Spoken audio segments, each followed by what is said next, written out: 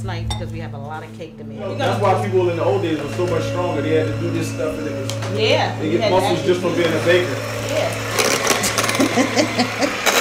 Watch your fingers. It just sounds... It's scary though. I know. Put your finger caught in there, that's it. No more talking. No. Look, Robin, like this, Robin. No. Right. This is blasting. See, this is what's happening with these new people. They want to do everything fast. Everything. Yeah, we ain't got time to do it slow. You're right. Yeah, look at that. See? My mom, you know, she wants to do everything. Hey. So as they say, live your best life. You know, that family time is so important to her. And it's been very beneficial and eye-opening. Having parents for the first time at 40 years old is kind of, it feels a little backwards, right? But it's like, it's a new experience that's very interesting, very unique. Feels really good.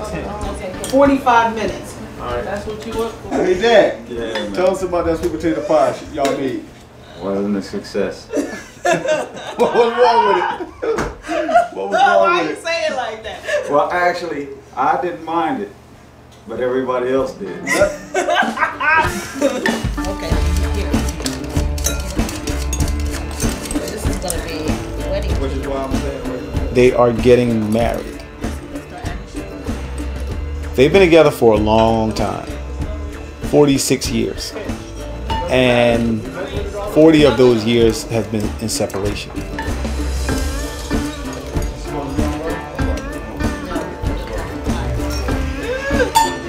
You want to swing butter all over?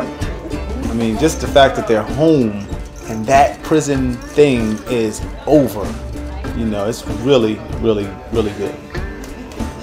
They gonna let this side of the cake is good.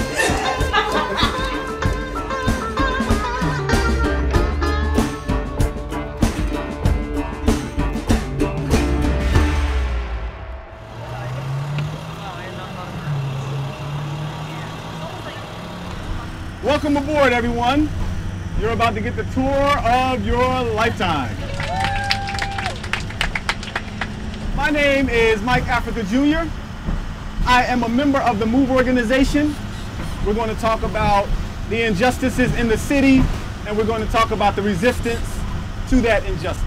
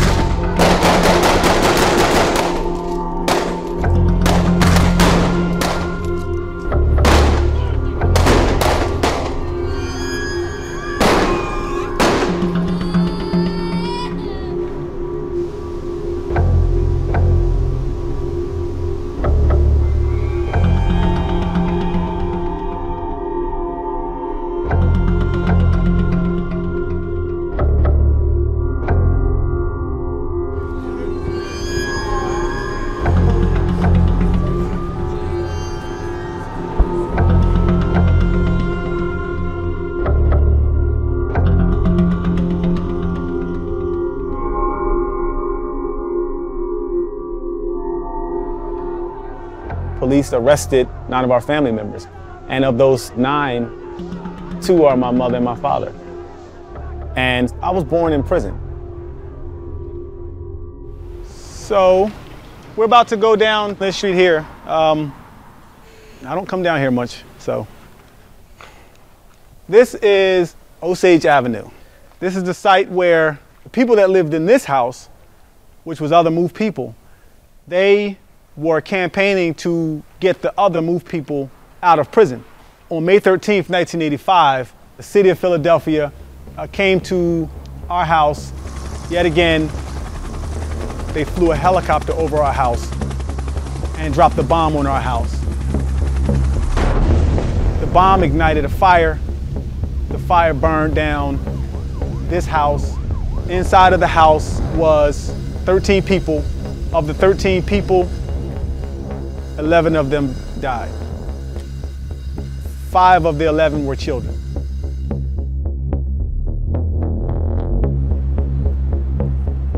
You were too young to know what happened to understand it. It took me 20 years to really get a grasp on understanding what happened. And then another 10 to accept it.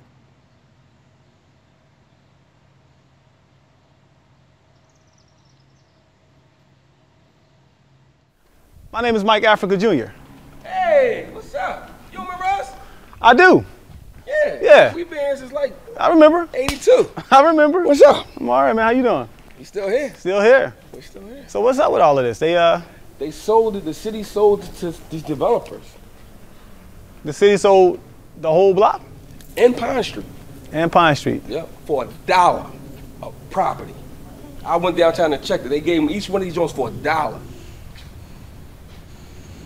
An American tragedy. Yeah. Stay strong, bro. All right. We here. We ain't going nowhere. Hey, man. All right. All right.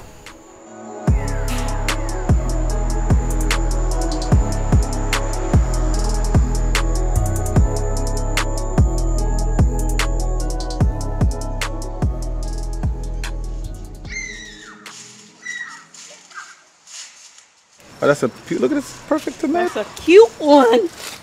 See, you know what? Yeah, I'm gonna see how cute it is when I'm chewing it up. That is the peak of perfection, and that will burn your taste buds off if you're not careful. Yes, for sure. Because you know these will last well beyond October. There's a tomato in here for somebody. Huh? Nah. You do it with no hands, nigga? I can do it with one hand. I was raised by my grandmother. I was raised by the community of the organization. Everything that I needed, I did have. But those questions began to develop. Child separation from their parents is very deep, but it's been really good. I mean, there's no real bad adjustments. It's just, you know, figuring out this thing and we're just moving with it with each other, growing into it with each other. Michael Sr. and I moved out of Mike and Robin's place about, it's been about maybe about a month, a little shy of a month. You ready? You're ready to go down to Mike's now. It hasn't really been an adjustment. You know, what I wasn't used to was prison. I know what freedom felt like. I was born free. The adjustment was somebody trying to feed you slop or talking to you like you were a subhuman or having you work for pennies a day. Those were the adjustments. When I was arrested and was sent to prison, we had rotary phones. We had a phone hanging on the wall. But when I came out, there were cell phones, smartphones, mobile phones. I did have to make a big adjustment there and still am. You know, I got the basics down of what I needed for, but that was a big challenge because it was just so unfamiliar. Even now, when I get on the phone, I'm calling somebody, I'm expecting to talk to a person, not hear a recording.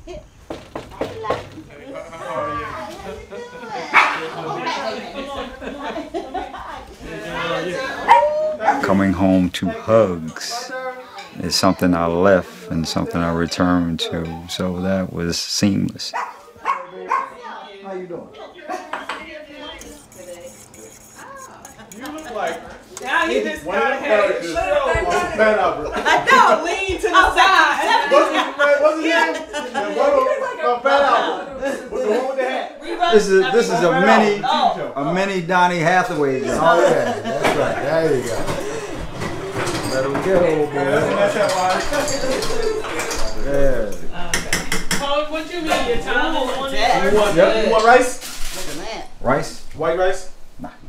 You want coconut soup? He just wants the Piece of same. hash. No, you gotta rate him like he rate you.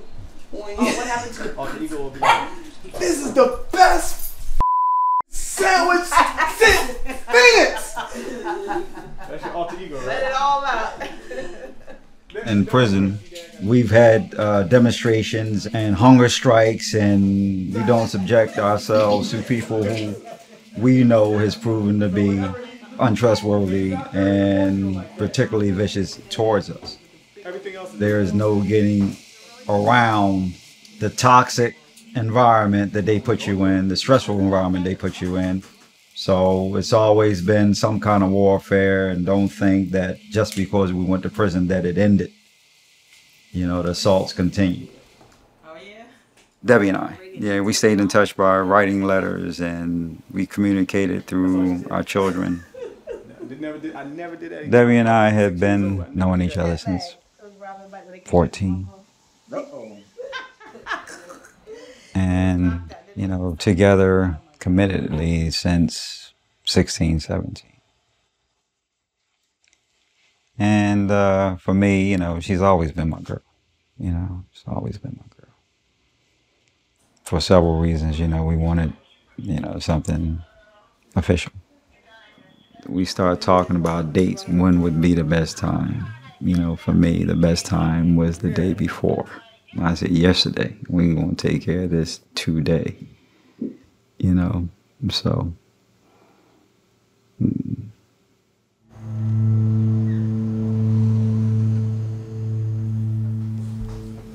Okay. This is Muncie State Prison. This is one of the first visits to see my dad. It's myself right here. It's my sister. That's my cousin, David. That's my aunt, Lorraine.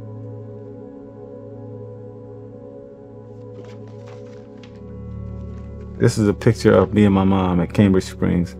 This picture was taken in November 1994. 40 years of your life. They missed their children growing up. They missed all of the things that I'm doing with my kids. They missed so much. You know, this is an amazing journey to go from that and knowing that they've been in prison all those years unjustly, and then get involved in working on helping to get them out.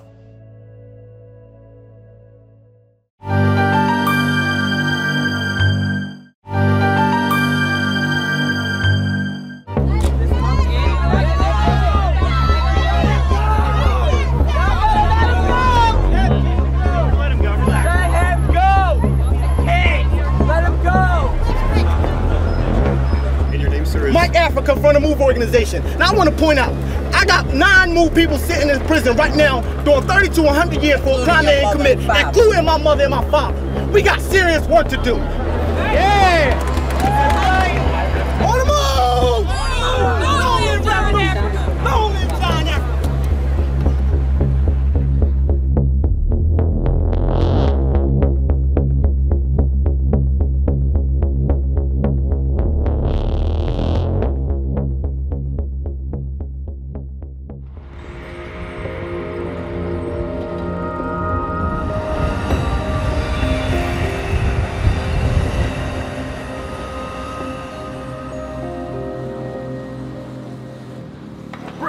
Young Mike. What's happening, bro? How you doing? I brought these signatures. I got some on email that I need to print out. Oh, wow. Okay.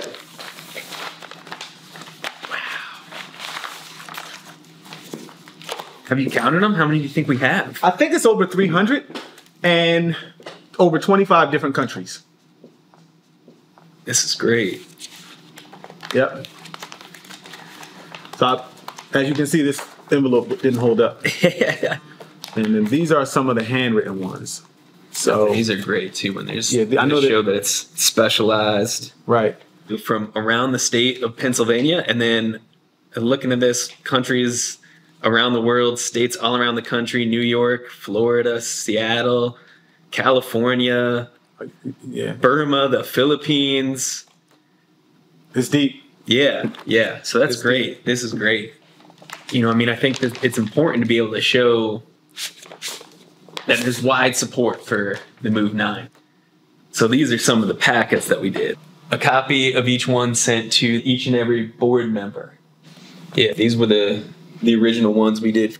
We submitted these in April of 2018. And then they went before the parole board in May. And then your mom got out in June.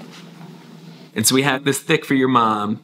And your dad's was even thicker because he had so many letters. He had all of his certificates. I mean, these are just a ton of stuff. There's all the letters we had submitted for your dad. I remember going to get those letters for him. Great work by you, man. This has been true collaboration. Oh, for sure. Oh, that's the best part of it. It's like, and that's why it's so important to work together. Mm-hmm. What I don't see, you might see, and vice versa. Yeah. And just help each other. And you're able to do things I'm not able to do. You know things I don't know. I'm able to do things you're not able to do. It's good. Right. It's good teamwork. Teamwork makes the dream work, right? There we go. You know, when I was in law school is when I was really starting to correspond with some of the Move 9, right? And developing personal relationships, pen pal relationships. And then so I'm sitting in the back of class writing letters, half paying attention, half taking notes. And, you know, but I would start just trying to do a little bit of legal research and being like, what exactly is this? And reading the opinions, right? Reading court cases describing what happened with the case in 1978 and realizing how mind-blowing it was. In the court opinion, it says there's no evidence that any of the women even held a gun, let alone fired a gun at anybody. There's no evidence that any of the 9 people actually shot this person. It really solidifying what I already knew, which was that so much of this legal system's a farce. You know, it's just this house of cards that's set up to prop up white supremacy.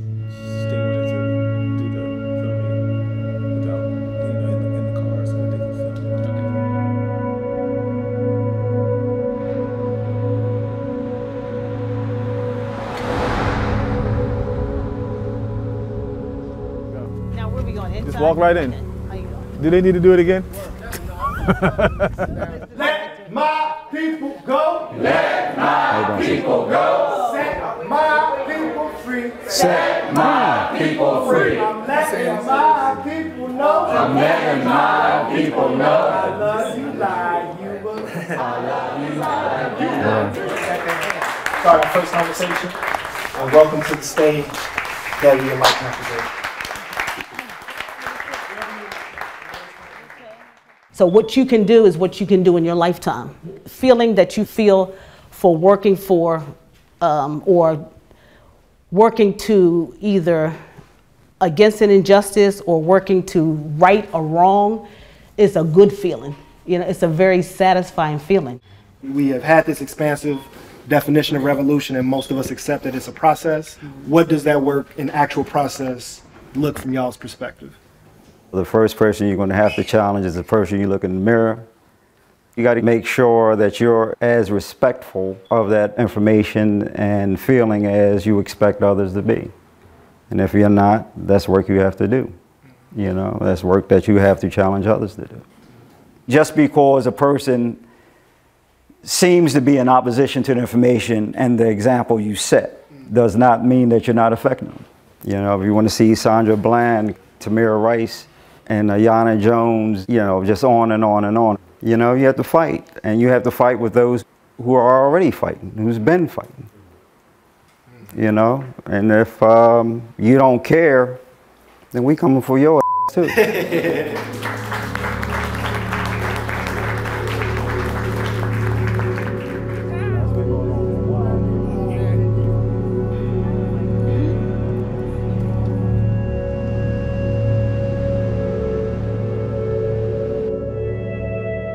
I'm headed to the church to unload tables, getting ready for the wedding tomorrow. My parents' big day. 45 years in the making. They finally get a chance to get the celebratory union that they worked so hard to maintain over the last 45 years. 46 years, my apologies. I hope the church is standing room only. I want as many people as that building can hold to show my parents the love that they deserve to feel after working so hard, and it's like a wedding freestyle. Yeah. Yeah. Freestyle. It's kind of different for me, I think, probably for most people. It's a little weird too, like kind of, because it's like I'm the son. You know what I mean? I'm the son. So it's kind of, things are kind of in reverse. Just spending the time and the work, putting in the work to make this happen, all of that is very joyful. It's very healing. It's very uplifting and encouraging and inspiring. And you know, it's a good example of never give up, you know. All those things are worked into how I feel and my emotions. I feel great. I woke up this morning and I floated out of the bed.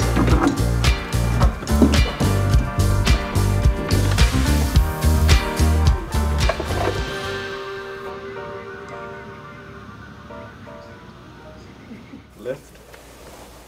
Take the box, Lehman. All right. No, take the box. Hold on, you gotta spin it. Oh yeah, I love you. I love you. Thank you. I love you today. We've been waiting for this day. We don't have enough space for all the people that want to show their love. I am filled to overflowing because I am a child of Philadelphia.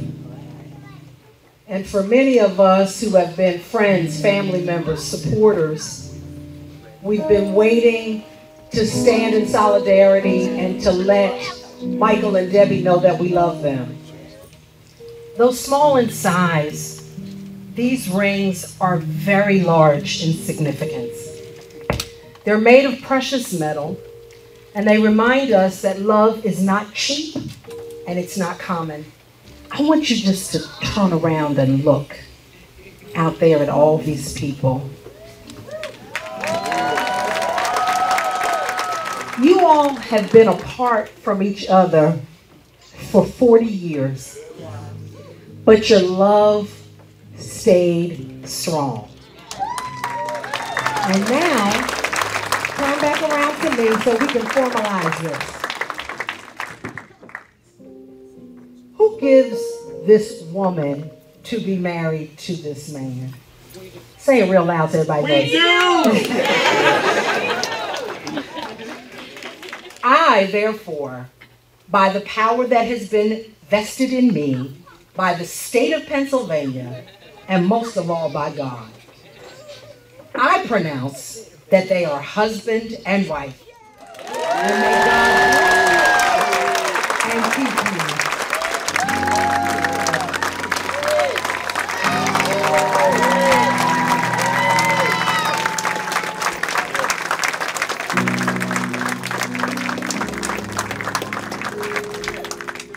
If anything is worth doing right. If anything that's worth fighting for, you fight for it until you achieve it. It doesn't matter how long it takes. If it's worth it, never give up.